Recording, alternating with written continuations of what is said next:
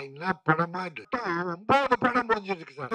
மட்டும் 9 படம் முடிஞ்சிருக்கு சார். பேச்சு உடையார் இகழ்ச்சி அடையார்.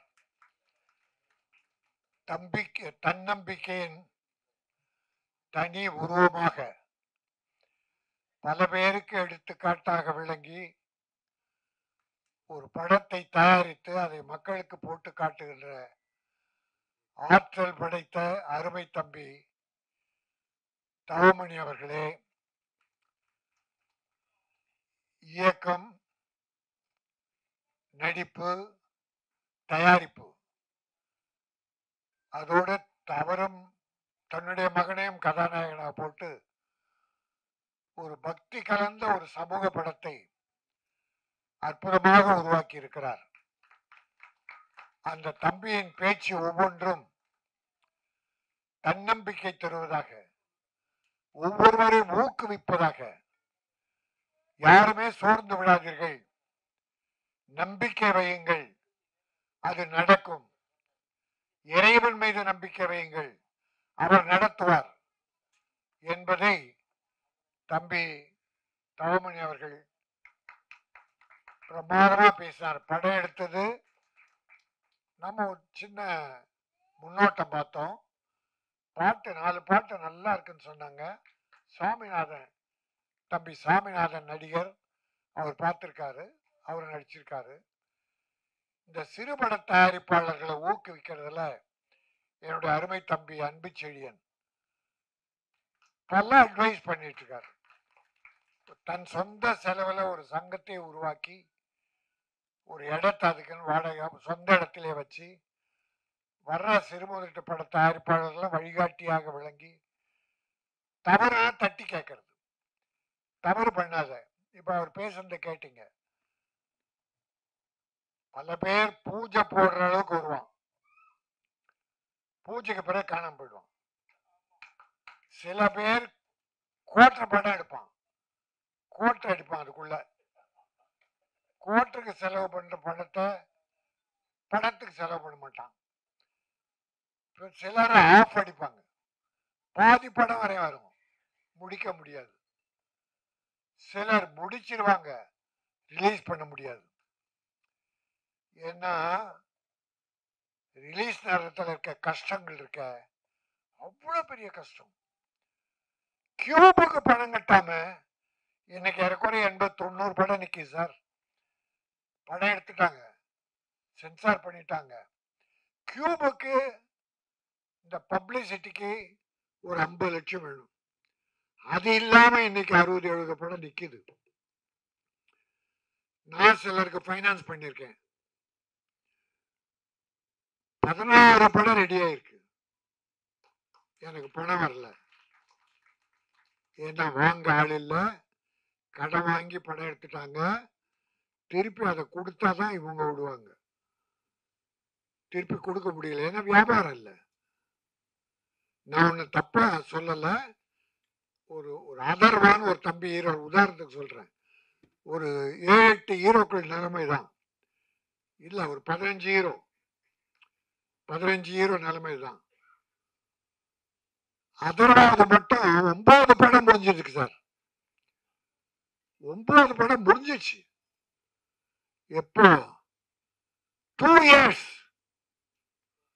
2 வருஷமா முடிஞ்சிருக்கு. என் தம்பி மைக்கேல் ராயப்பன் பெரிய படம்லாம் எடுத்தவர், சக்சஸ்ஃபுல் ப்ரொடியூசர். அதரா வச்சு ஒரு படத்தை 2 வருஷமா இன்னும் ரிலீஸ் பண்ண முடியல. உதாரணத்துக்கு சொல்றேன், எங்க ப்ரொடியூசர் பண்ற கஷ்டத்தை சொல்றேன். அவருக்கும் பணம் கொடுத்துருக்கேன். அதரா படத்துக்கு மட்டும் 3 படத்துக்கு கொடுத்துருக்கேன். படங்கள் 2-3 வருஷம் ஆச்சு ரிலீஸ் ஆகுது. பட் அந்த தம்பிக்கு 1.25 கோடி சம்பளம். சொலைய டப்பிங் முன்னால இவர் 1.5 கோடி வாங்கிட்டார். ப்ரொடியூசர் கதி என்ன அவஸ்தப்படுறாங்க சார், வெளியில பாக்குறோம். அந்த நிலையில எப்படியோ கஷ்டப்பட்டு படத்தை ரிலீஸ் பண்ணா, நம்ம சினிமாக்காரனே அன்பு செழியன் சொன்னது போல, என்ன படமா இது, என்ன படம் எடுத்துக்கிறான், இவெல்லாம் படம் எடுக்க வந்துட்டானுங்க. ஏன்னா நாய உனக்கு முடியலன்னா விட்டு போடா. எடுத்து போக கஷ்டப்படுறவனை கிண்டல் பண்ணிட்டு படம் நல்லா இல்லைன்னு சொல்லிட்டு, அது நம்ம ஆளுங்களே. இல்ல வெளியில இருக்க பப்ளிக் சொன்னா ரைட். பத்திரிகை நிருபர்கள், ஊடக நண்பர்கள் நிறைய எழுதி குறை எழுதுறது அவங்க கடமை. அவங்க குறை சொன்ன பரவாயில்ல, இருக்கிற குறைய. ஆனா கூட இருந்து நல்லா சாப்பிட்டுட்டு அவனே சொல்றான், சார் இப்படிப்பட்ட இந்த சினிமா சூழ்நிலையில தம்பி தவமணி சொந்த, எனக்கு இன்னொரு மகிழ்ச்சி என்னன்னா, கடனே இல்லை, மொத்த பணத்தையும் போட்டு சுதந்திரமா எடுத்துறாரு. கேட்க ஆளே கிடையாது. அவர்கிட்ட ஒருத்தர் வர முடியாது. தொழிலாளிக்கு துரோகம் இல்லை, தொழிலாளி டெக்னீஷியன் எல்லாருக்கும் பணம் கொடுத்தாச்சு. இப்போ அவங்க ஹாப்பி. ப்ரொடியூசர் செட்டில் பண்ணிட்டோம், கடன் இல்லாம ஒரு படம் எடுத்துட்டோம், மகனை ஹீரோ உருவாக்கிட்டோம் என்கிற ஒரு நல்ல நம்பிக்கை. இந்த படம் வெற்றி பெற்றா, அந்த பணம் திரும்பி வந்தா இதை விட ஒரு பெரிய படம் எடுப்பார். இந்த பணம் வேற எதுக்கும் போகாது. அதான் சார் சிறுமுகல்கிட்ட படம் தயாரிப்பாளர். போட்ட பணம் எடுத்து வந்தா திருப்பி படம் தான் நாங்க எடுப்போம். தொழிலாளிக்கு வேலை கிடைக்கும், எல்லாரும் லைஃப்ல சந்தோஷமா இருக்கலாம். அது ப்ரொடியூசர் செய்யற தியாகம். ஆகவே அதுவும் மகேஸ்வரன் மகிமை, கடவுளின் பெயரை வச்சு அந்த மகேஸ்வரன் மகிமையால் இந்த படம் வெற்றி பெறணும்னு நான் இறைவனை வேண்டிக் கொள்கிறேன். இன்னைக்கு ஒரு விஷயத்தை மட்டும் பொது நலன் கருதி, மக்கள் நலன், சினிமாக்காரங்க மட்டும் இல்ல, பொதுவாகவே மக்கள் நலன் கருதி, அது தமிழக மக்கள், இந்திய மக்கள், உலக மக்கள், அவர் நன்மையை கருதி ஒரு விஷயம். இன்னைக்கு அண்டர் கிரவுண்ட்ல ஓடிட்டு இருக்க ஒரு மேட்டர், ஒரு 3 மாசத்துக்கு முன்னால ஒரு ஆடியோ ஃபங்க்ஷன், அதில் ஒரு ஹீரோ, அந்த படத்து ஹீரோ வந்திருந்தார். அழகா இருப்பார், தெலுங்குலயும் ஹீரோ பண்றார். அவர் இப்ப கைதாகி ஜெயில இருக்கார். என்ன காரணம்? கொக்கைன்னு ஒரு போதை பொருளுக்கு அடிமையாயிட்டார்.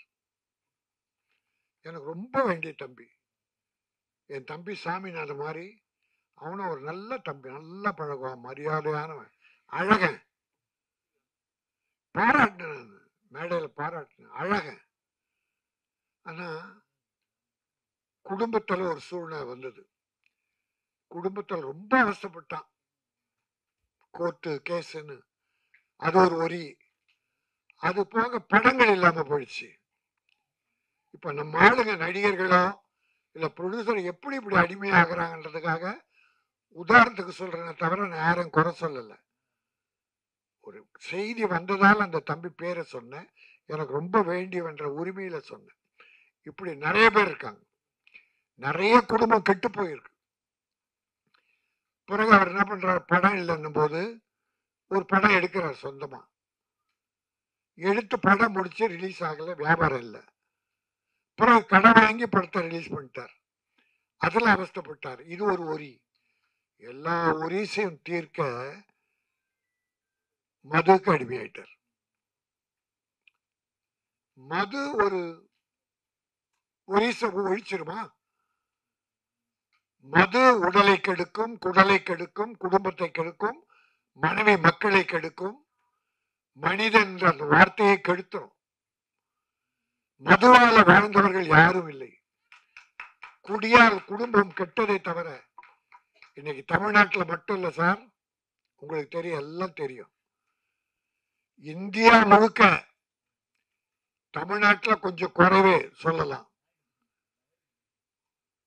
நீங்க குஜராத்ல மது விலக்கு, ஏன்னா காந்தி பிறந்த மண்ணு, மது விலக்குன்னு சொல்றாங்க. பட் வேற நாட்டில இருந்து அங்க துறைமுகத்துலதான் வந்து இறங்கலாம், அங்க இருந்தா நாட்டு கடத்தப்படுதான். கேள்வி, பத்திரிகை நியூஸ் பல பேர் சொன்னதை சொல்றேன். சினிமா ஒரு காரணம். நான் இதுவரைக்கும் சினிமாவில் குறை சொன்னதில்லை, ஏன்னா நம்ம சினிமா. ஆனா குறை இருக்கும்போது சொல்லிதான் தரணும். முன்னெல்லாம் என்ன பண்ணுவோம், சார் சினிமா என்ன சார் சொல்லிட்டோம், சமுதாயத்தில் நடக்கிறதா சார் சொன்னோம். ஆணவ கொலை நடக்கலையா, அத கதையை எடுத்தோம். சாதி வரி இல்லையா, அத கதையை எடுத்தோம்.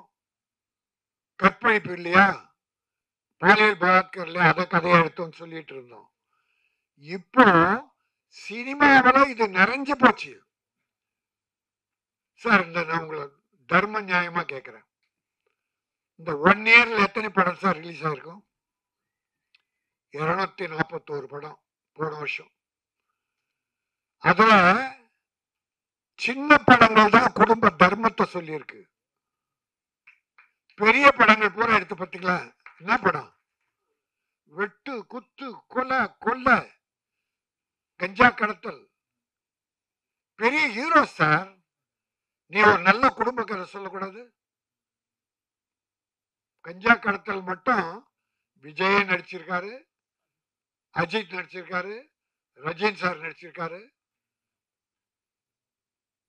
இப்போ உங்களுக்கு கோடி ஆயிரம் லட்சக்கணக்கான தொண்டை இருக்கான், ரசிகர் இருக்கான். நீ சினிமாவில் குடிக்கிறத காட்டினா ஒரு லவ் ஃபெயிலியர், பாருக்கு போய் தண்ணி அடிக்கிறது, காலேஜில் ஃபெயில் தண்ணி அடிக்கிறது, இதான ரெமெடி? ஒன்று தோத்து போனா தண்ணி அடிக்கிறதான ரெமெடி? நீங்க சினிமாவில் பண்றீங்க, உன்னை தொண்டன் ஒரு ரசிகன் என் தலைவரே அடிச்சாடுறா. நான் எல்லாரையும் சொல்ல, ஒரு 70% இப்படிதான் சார் இருக்கு. 70% இப்படிதான் இருக்கு. நாடு குட்டிச்சுவராக இருக்கு. இந்த 1 இயர் நீங்க சொல்லுங்க, இல்லைன்னா எனக்கு சொல்லுங்க, எத்தனை சினிமாவில் கடத்தல் சார்? ஹீரோ ஒரு துப்பாக்கி வச்சிருக்கான் சார், 50 பேர் கையில துப்பாக்கி, அறிவாளுக்கு உண்டு, இவ்வளவு நிலமா வச்சுக்கிட்டு ஹீரோ மேல படாது. ஆனா ஹீரோ சுடுவாரு, ஒரு குண்டுக்கு 100 பேர் விழுவான். அவன் ஹீரோ ஒல்லியா இருப்பான், 80 கிலோ, 120 கிலோ ஆளு 10 பேர் வர்றான் சார். இப்படின்னா இப்படி வீசினா 10 பேர் வர்றான் சார். என்ன சார் அக்கிரமமா இருக்கு? இதை பார்த்து சமுதாயம் கெட்டு போகுதா இல்லையா? இப்போ குடி வர வந்துருச்சா? இளைஞன் 18 வயசு பயில குடிக்க ஆரம்பிச்சிட்டான், கட்டுப்பாடு இல்லை. காலேஜ் ஸ்டூடெண்ட்ஸ் குடிக்க ஆரம்பிச்சிட்டாங்க சார். வெட்கி தலைவன் ஒரு தாத்தாவா குழந்தைகள் 6 பேர பிள்ளைங்க எனக்கு எல்லாம். என் ஸ்கூல்ல 500 பிள்ளைங்க படிக்கிறாங்க, பேர பிள்ளைகள். என் ஸ்கூல்ல படிக்கிற பிள்ளைங்க என் பேர பிள்ளை தான். அத்தனை பேருக்கு நான் பொறுப்பு. ஆனா நாட்டில் இன்னைக்கு கவர்மெண்ட் ஸ்கூல்ல பையன் குடிக்கிறான் சார், டேபிள் உட்காந்து, நாம டிவியில பார்த்தோம். காலேஜில் குடிச்சிட்டு வெட்டிக்கிறானுங்க சார். குடியால் இந்த நாடு கெட்டு குட்டிச்சோர் ஆயிடுச்சு. அப்படின்னா நான் தமிழ்நாட்டை மட்டும் சொல்றேன்னு நினைக்காதீங்க. தமிழ்நாட்டில் மட்டுமல்ல, நான் தமிழக முதல்வரை கையெழுத்து வேண்டி கேட்டுக் கொள்ளுகிறேன். பல பேட்டியில சொல்லியிருக்கேன், தமிழ்நாட்டில் மதுவிலக்கை கொண்டு வந்து மக்களை காப்பாற்றுங்கள். அவரும் வசதி இருந்தா நிச்சயம் செய்வார். தமிழக முதல்வருக்கு அந்த எண்ணம் இருக்கு. ஆனால் இங்க மூடிட்டாங்கன்னா பக்கத்துல புதுச்சேரி, அங்க ஒசூர் தாண்ட பெங்களூர், இங்க கேரளா, ஆந்திரா, பார்டருக்கு போயிடுறோம் சார் நம்ம ஆளு பஸ் ஏறி. அப்ப இந்த பணம் எப்படியோ எங்கேயோ அழிஞ்சு போகுது. இந்தியா பூராவிலும் நான் பிரதமர் மோடி அவர்களை, நல்லா பண்றீங்க பிரதமர் மோடி அவர்களே, நல்ல திட்டங்கள் பண்றீங்க.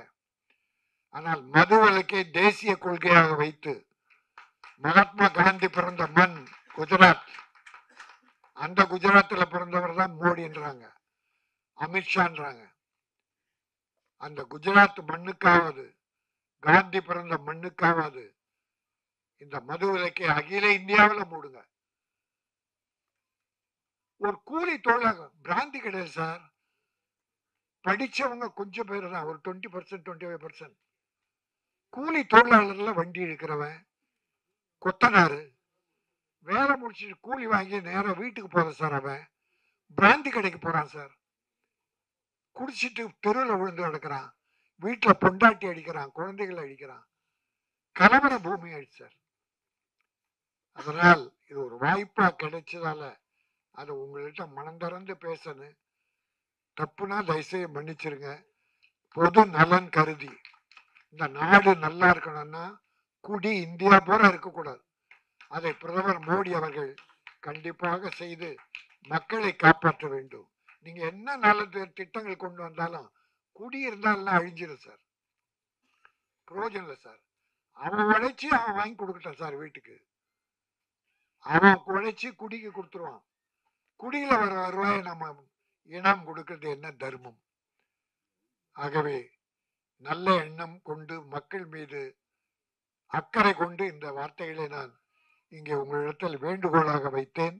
எல்லோரும் ஒருமித்த குரலோடு இளைஞர்கள் அப்துல் கலாம் வேண்டாம் சார், இந்தியா வல்லரசு ஆகணும்னா இப்ப இவன் குடிச்சு கெட்டு குட்டிச்சோரானா எப்படி வல்லரசு ஆகும்? ஆகவே நல்ல நாடு இந்தியா, அதிலும் சிறந்த நாடு தமிழகம். இந்தியா முழுக்க உயர்ந்து இருக்க வேண்டும், குடியில்லாத நாடாக இருக்க வேண்டும். நல்ல குடிமக்கள் சிட்டிசன்ஸ் இந்த நாட்டை காப்பாற்ற வேண்டும். உலகில் வல்லரசாக இந்தியா விளங்க வேண்டும் சொல்லி மகேஸ்வரன் மகிமை தம்பி தவமணியை காப்பாற்ற வேண்டும். இறைவன் காப்பாற்றுவான். நல்ல மனம் கொண்டவர் அவர். அடுத்து படம் எடுக்க வேண்டும், தொழிலாளர்களுக்கு வேலை கொடுக்க வேண்டும், பல டெக்னீஷியனை உருவாக்க வேண்டும் என கேட்டு இவ்வளவு நேரம் பொறுமையாக கேட்ட சண்டே பல பொழுதுபோக்கு இருந்தாலும் அதெல்லாம் விடுத்து தவமணிக்காகவும் மற்ற நண்பர்களாக வந்திருக்கீங்க. உங்களெல்லாம் வணங்கி விடைபெறுகிறேன். நன்றி, வணக்கம்.